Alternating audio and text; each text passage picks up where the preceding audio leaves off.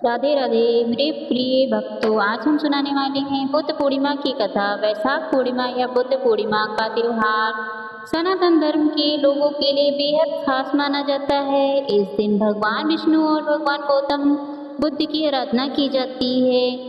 वैशाख पूर्णिमा को ही बुद्ध पूर्णिमा के नाम से जाना जाता है। दरअसल हिंदू धर्म मान्यताओं के अनुसार वैशाख महीने की पूर्णिमा के दिन गौतम भगवान बुद्ध का जन्म हुआ। वैशाख पूर्णिमा या बुद्ध पूर्णिमा का त्योहार पूरे भारत में धूमधाम से मनाया जाता है। मान्यताओं के अनुसार गौतम बुद्ध भगवान नारायण के ही 23वें अवतार थे। इस दिन कई लोग भगवान विष्णु की कृपा पाने के लिए उपवास भी रखते हैं। बुद्ध पूर्णिमा के दिन नदी स्नान और दान पुण्य कार्य करने का विशेष महत्व बताया जाता है।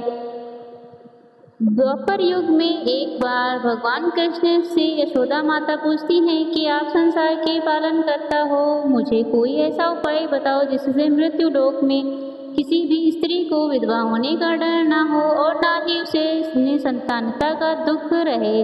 इस पर भगवान श्री कृष्ण ने अपनी माँ से कहा, हे माते, मैं आपको एक ऐसे ही व्रत के बारे में बताता हूँ। सौभाग्य और संतान प्राप्ति के लिए हर महिला को 32 पूर्णमासी व्रत को रखना चाहिए। यह संतान और सौभाग्य की रक्षा के लिए बेहद फलदायी है। मैं तुम्हें विस्तार से बताता हूँ। कांतिका नामक एक नगर में चंद्रहास्य नामक का राजा राज्य करता था। उसी नगर में एक धनेश्वर नामक ब्राह्मण भी अपनी पत्नी सुशीला के साथ कुशल रहता था। इनके घर में धन संपत्ति की कोई कमी नहीं थी, लेकिन ब्राह्मण का कोई संतान न था, जिसके कारण दोनों दंपति बहुत दुखी रहते थे। एक बार उस नगर में एक साधु आया जो आसपास के सभी घरों से भिक्षा मांगने के बाद नदी किनारे बैठकर भोजन करके जीवन यापन करता था, लेकिन वह साधु धनेश्वर ब्राह्मण के घर भिक्षा मांगने कभी नहीं जाता था। साधु के ऐसे बर्ताव देखकर सुशीला और धनेश्वर बहुत दुखी हुए। फिर उस साधु से पूछा कि आप वो सभी घरों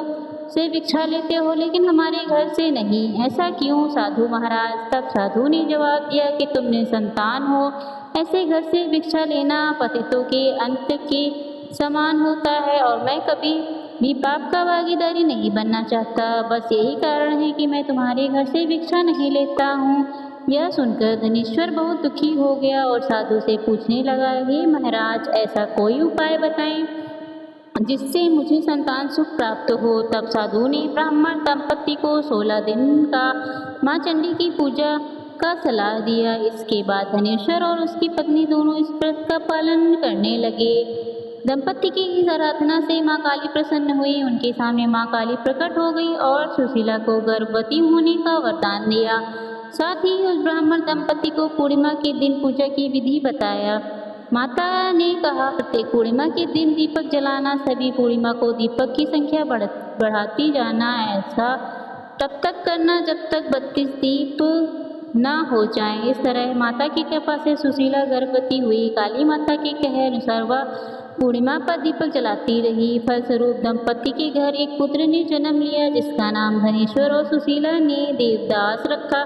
देवदास के बड़े होने के पश्चात धनेश्वर ने उसे विद्या ग्रहण करने के लिए काशी भेजा। काशी में देवदास के साथ एक अजीब दुर्घटना घटी, जिसमें धोखे से देवदास का विवाह हो गया। जब देवदास ने बताया कि वह अल्प आयु है, फिर भी उसका जबरदस्ती विवाह कर दिया गया। उसके कुछ समय बाद जब काल देवदास का प्राण लेने आए, तब वे विफल हो गए। इसके बाद काल ने यमराज तक संदेश दिया कि वह देवदास के प्राण लेने में असमर्थ हैं। इसके बाद यमराज ने उसकी वजह जानने के लिए भगवान शिव और पार्वती के पास गए। तब पार्वती माता ने काली माँ से मिले वरदान के वृत्तांत को सुनाया और कहा कि ब्राह्मण दंपति ने पूर्णिमा का व्रत रखा था, इसलिए देवदास का कोई कुछ नहीं बिगाड़ सकता। पूर्णिमा व्रत के महत्व को जानने के बाद से कहा जाने वाला लगा कि इस व्रत को करने से जातक को काल मृत्यु से मुक्ति मिलती है। साथ ही भगवान सभी मनोकामनाएं भी पूरी करते हैं।